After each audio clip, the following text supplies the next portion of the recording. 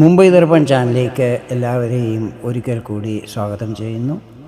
നിങ്ങൾ ഈ ചാനൽ ഇതുവരെ സബ്സ്ക്രൈബ് ചെയ്തിട്ടില്ലെങ്കിൽ സബ്സ്ക്രൈബ് ചെയ്യാൻ അഭ്യർത്ഥിക്കുന്നു. ഒപ്പം അടുത്തുള്ള ബെല്ലൈക്കണും ക്ലിക്ക് ചെയ്യുക. അപ്പോഴെൻ്റെ പുതിയ വീഡിയോയുടെ നോട്ടിഫിക്കേഷൻസ് നിങ്ങൾക്ക് ലഭിക്കുന്നതായിരിക്കും. ഇന്നത്തെ എൻ്റെ ഈ വീഡിയോ മകരം രാശിക്കാരെ സംബന്ധിച്ചിടത്തോളം വളരെ പ്രധാനപ്പെട്ട ഒന്നാണ്. 2024 ഫെബ്രുവരി മാസത്തിലെ സമ്പൂർണ്ണ മാസഫലങ്ങളാണ് ഞാൻ ഈ വീഡിയോയിൽ പറയുന്നത്. മാസാരംഭത്തിലെ ഗ്രഹനില ഇപ്രകാരമായിരിക്കും.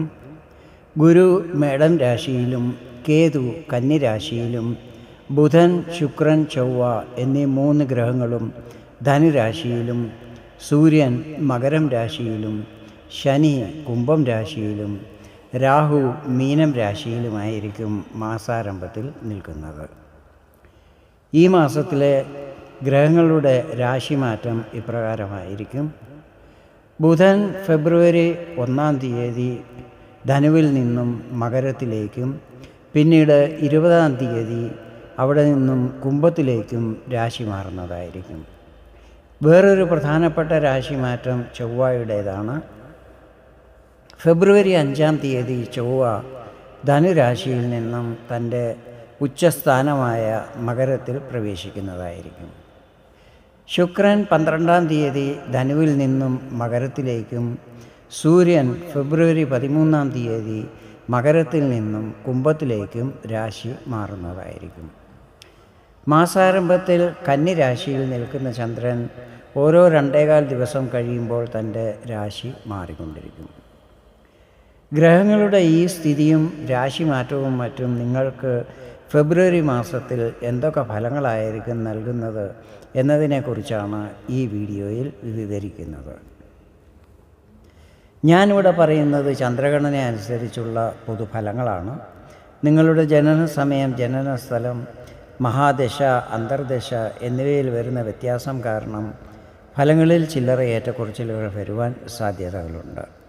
ഇനി നമുക്ക് വീഡിയോയിലേക്ക് കടക്കാം. ആദ്യമായി നിങ്ങളുടെ ആരോഗ്യസ്ഥിതികൾ ഈ മാസം എങ്ങനെയായിരിക്കുമെന്ന് നോക്കാം.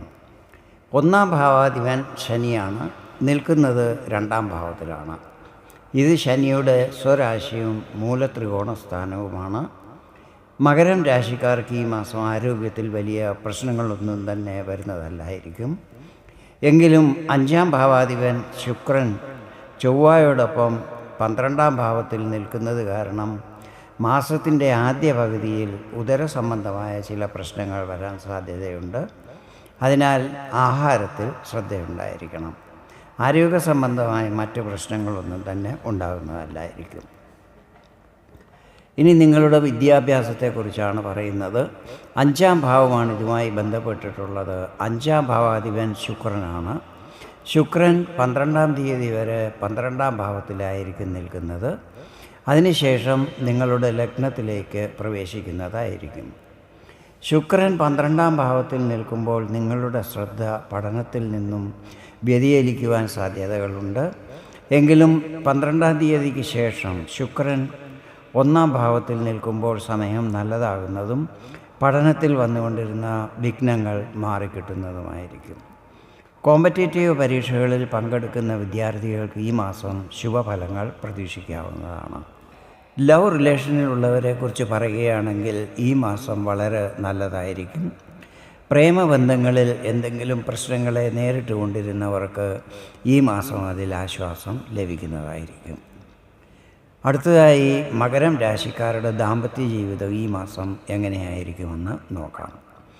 7-ാം ഭാവാധിപൻ ചന്ദ്രനാണ്. ചന്ദ്രൻ ഓരോ 2.25 ദിവസം കഴിയുമ്പോൾ തൻ്റെ രാശി മാറിക്കൊണ്ടിരിക്കും. അതിനാൽ പൊതുവെ മകരം രാശിക്കാരുടെ ദാമ്പത്യ ജീവിതത്തിൽ ഇടയ്ക്കിടയ്ക്ക് ചെറിയ ഏറ്റക്കുറച്ചിലുകൾ വന്നുകൊണ്ടിരിക്കും. എങ്കിലും 13-ാം വരെ സൂര്യൻ 1-ൽ നിൽക്കുമ്പോൾ 7-ാം ഭാവത്തിലായിരിക്കും ദൃഷ്ടി പതിക്കുന്നത്. ഈ സമയത്ത് നിങ്ങളിലൊരു അഗ്രസീവ്നെസ് വരാൻ സാധ്യതയുണ്ട്. ഈ കാര്യത്തിൽ ശ്രദ്ധിക്കണം. മാസത്തിൻ്റെ 2-ാം പകുതിയിൽ ദാമ്പത്യ ജീവിതത്തിൽ വലിയ പ്രശ്നങ്ങളൊന്നും ഉണ്ടാകുന്നതല്ലായിരിക്കും. അവസാനമായി നിങ്ങളുടെ ഭാഗ്യം, കരിയർ, ബിസിനസ്, സാമ്പത്തിക സ്ഥിതികൾ എന്നിവ എങ്ങനെയായിരിക്കുമെന്നതിനെക്കുറിച്ചാണ് വിവരിക്കുന്നത്. ഭാഗ്യസ്ഥാനാധിപൻ ബുധനാണ്. ബുധൻ 20-ാം തീയതി വരെ നിങ്ങളുടെ 1-ാം ഭാവത്തിലും അതിനുശേഷം 2-ാം ഭാവത്തിലുമായിരിക്കും നിൽക്കുന്നത്. ഈ മാസം മുഴുവനും ബുധൻ്റെ സ്ഥിതി നല്ലതായിരിക്കും. അതിനാൽ ഭാഗ്യസ്ഥിതികളും നിങ്ങൾക്ക് അനുകൂലമായിരിക്കും.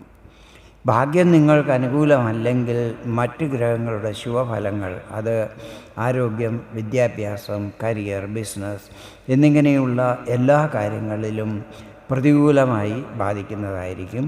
ഇവിടെ ഭാഗ്യസ്ഥിതികൾ വളരെ നല്ലതാണ്. ഇനി കരിയറിനെ കുറിച്ചാണ് പറയുന്നത്.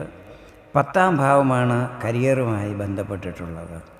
10-ാം ഭാവാധിപൻ ശുക്രനാണ്. ശുക്രൻ 12-ാം തീയതി വരെ 12-ാം ഭാവത്തിലും അതിനുശേഷം ലഗ്നത്തിലുമായിരിക്കും നിൽക്കുന്നത്.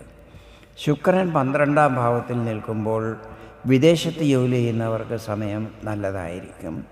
അതുപോലെ മൾട്ടിനാഷണൽ കമ്പനികളിൽ ജോലിയുള്ളവർക്കും നല്ല സമയമായിരിക്കും. ശുക്രൻ ലഗ്നത്തിൽ നിൽക്കുമ്പോൾ മറ്റ് സ്ഥലത്ത് ജോലി ചെയ്യുന്നവർക്കും സമയം അനുകൂലമാകുന്നതായിരിക്കും.